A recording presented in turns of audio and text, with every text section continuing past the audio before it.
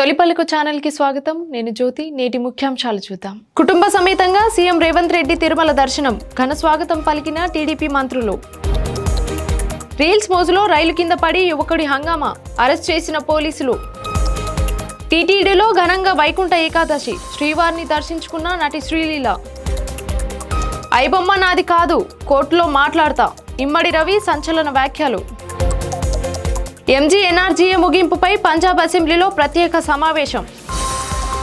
Shankar గుప్తం drain అభివృద్ధికి ఉప ముఖ్యమంత్రి పవన్ కళ్యాణ్ శంకుస్థాపన. తిరుమలలో వైకుంఠ ఏకాదశి. దేదీపమాన్యంగా తిరుమల శ్రీవారి ఆలయ అలంకరణ. భారత సైన్యం కొత్త పినాక రాకెట్. ఒడిశా తీరంలో పరీక్ష విజయవంతం. 14 ఏళ్లుగా భయం, అవినీతే బెంగాల్ గుర్తింపు. మమతా ప్రభుత్వంపై అమిత్ షా తీవ్ర విమర్శలు. భూపాల్పల్లి ఎస్సీ బాలికల గురుకులాలో విద్యార్థినిని కొట్టిన వార్డెన్ సస్పెండ్.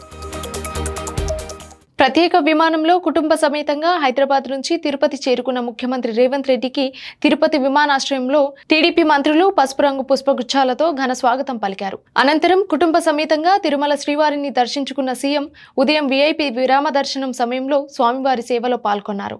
ఆలయంలో ప్రత్యేక పూజలు నిర్వహించిన తర్వాత ఆలయ వేద పండితులు ఆయనకు తీర్థ ప్రసాదాలు అందజేసి ఆశీర్వదించారు. సీఎం వెంట ఆంధ్రప్రదేశ్ ఆర్థిక మంత్రి పయ్యవుల కేశవ్ కూడా ఉన్నారు. రీల్స్ మోజుతో ప్రాణాలతో చెలగాటమాడిన ఘటన ఉత్తరప్రదేశ్ లో వెలుగులోకి వచ్చింది. యూపీ రాష్ట్రం కొత్వాలీ ప్రాంతంలో అజయ్ రాజ్బర్ అనే యువకుడు వేగంగా దూసుకు వెళ్తున్న రైలు కింద పడుకొని రీల్స్ వీడియో చిత్రీకరించాడు. ఆ ప్రమాదకర వీడియో సోషల్ మీడియాలో వైరల్ కావడంతో పోలీసులు స్పందించారు. యువకుడిని అదుపులోకి తీసుకొని విచారణ అనంతరం రిమాండ్ కు తరలించారు. ఇలాంటి స్టంట్లు ప్రాణాంతకమని, చట్టపరమైన చర్యలు తప్పవని పోలీసులు హెచ్చరించారు. వైకుంఠ ఏకాదశి పర్వదినాన్ని పురస్కరించుకొని నటి శ్రీలీల తిరుమల శ్రీవారిని దర్శించుకున్నారు. ఉత్తర ద్వారం నుంచి స్వామివారి దర్శనం పొందిన ఆమె ప్రత్యేక పూజల్లో పాల్గొన్నారు. దర్శనానంతరం ఆలయ పండితులు శ్రీలీలకు తీర్థ ప్రసాదాలు అందజేసి ఆశీర్వదించారు. ఈ సందర్భంగా ఆమె భక్తి శ్రద్ధలతో స్వామివారికి మొక్కులు చెల్లించుకున్నారు. తిరుమల భక్తులతో కిటకిటలాడుతోంది. ఐబొమ్మ తనది కాదంటూ ఇమ్మడి రవి మరోసారి స్పష్టం చేశారు. తాను కూకట్పల్లిలోనే ఉన్నానని, విదేశాలకు పారిపోలేదని తెలిపారు. ఐబొమ్మ తనదేనని నిరూపించే ఆధారాలు ఏమున్నాయని ప్రశ్నించారు. పోలీసులు చెప్పినంత మాత్రాన నిజమైపోదని వ్యాఖ్యానించారు. తాను చెప్పాల్సిన విషయాలన్నీ కోర్టులోనే చెబుతానని, మీడియాతో మాట్లాడాల్సిన అవసరం లేదని స్పష్టం చేశారు. పంజాబ్ అసెంబ్లీ ప్రత్యేక సమావేశంపై మంత్రి ఆప్ నేత అమన్ అరోరా మీడియాతో మాట్లాడారు. కేంద్ర ప్రభుత్వం హామీ ఉపాధి పథకమైన ఎంజీఎన్ఆర్ఈజీఏను రద్దు చేసి దాని స్థానంలో వీబీజీ రామ్జీ అనే కొత్త పథకాన్ని తీసుకురావడం వల్ల దేశవ్యాప్తంగా కూలీలు, పేద వర్గాలు తీవ్రంగా నష్టపోయాయని అన్నారు. పంజాబ్లోని 30 లక్షల జాబ్ కార్డుదారులు జీవన ఆధారాలను బీజేపీ దూరం చేస్తోందని విమర్శించారు. ఈ పథకాన్ని ఉపసంహరించాలంటూ ప్రధానికి ఉద్దేశించిన 10 లక్షల లేఖలను ఎమ్మెల్యేలు స్పీకర్కు సమర్పించారు. ఇంకా సంతకాలు కొనసాగుతున్నాయని తెలిపారు.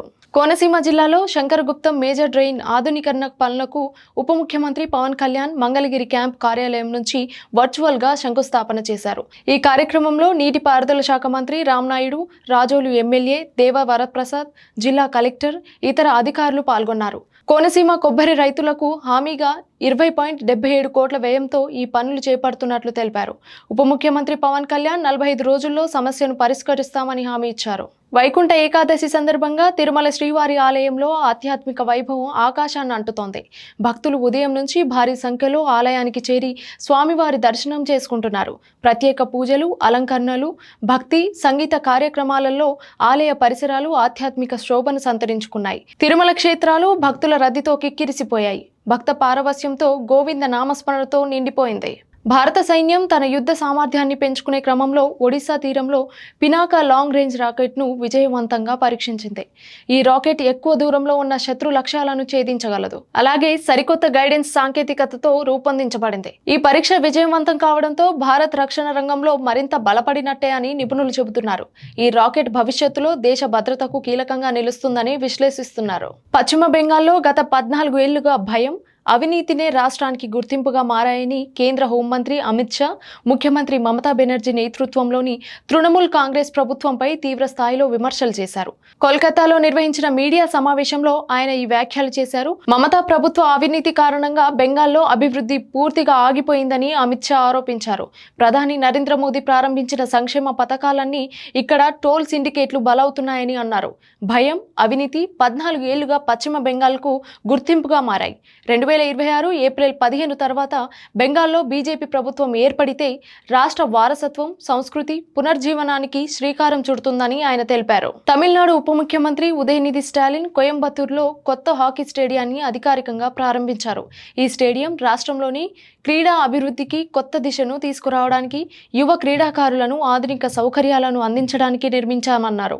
ఉప ముఖ్యమంత్రి స్థానిక క్రీడా అధికారులు, క్రీడాకారులు పాల్గొని స్టేడియంలో ఉన్న సౌకర్యాలను పరిశీలించారు. కొత్త హాకీ స్టేడియం క్రీడాకారులకు శిక్షణ, పోటీలకు అత్యాధునిక వేదికగా మారనుంది. భూపాలపల్లి ఎస్సీ బాలికల గురుకులంలో డిగ్రీ విద్యార్థినిని విచక్షణ రహితంగా కొట్టిన ఘటనపై వార్డెన్ భవానీని సస్పెండ్ చేయాలని జిల్లా కలెక్టర్ ఉత్తర్వులు జారీ చేశారు. పలు ఆరోపణల నేపథ్యంలో జిల్లా కలెక్టర్ విద్యార్థుల భద్రత నిబంధనలను కఠినంగా అమలు చేయడానికి DWOకి పూర్తి విచారణ చేపట్టాలని ఆదేశించారు. గురుకుల పరిపాలన, విద్యార్థుల సంక్షేమం, శిక్షణ ప్రమాణాల నాణ్యతను పరిశీలిస్తూ సంబంధిత అధికారులు చర్యలు తీసుకోవాలని స్పష్టమైన సూచనలు చేశారు. నాగర్ కర్నూల్ జిల్లాలో రైతులు యూరియా కావాలని నిరసన తెలిపారు. జిల్లా కేంద్రంలోని PACS వద్ద ఉదయం నుంచి రైతులు పెద్ద సంఖ్యలో బారులు తీరి యూరియా కోసం ఎదురు చూశారు. సరఫరాలో లోపాల కారణంగా రైతుల్లో ఆందోళన ఎక్కువగా కనిపించింది. అధికారులు పరిస్థితిని శాంతియుతంగా నియంత్రిస్తూ రైతులకు తగిన సమాధానాలు ఇవ్వాలని ప్రయత్నిస్తున్నారు.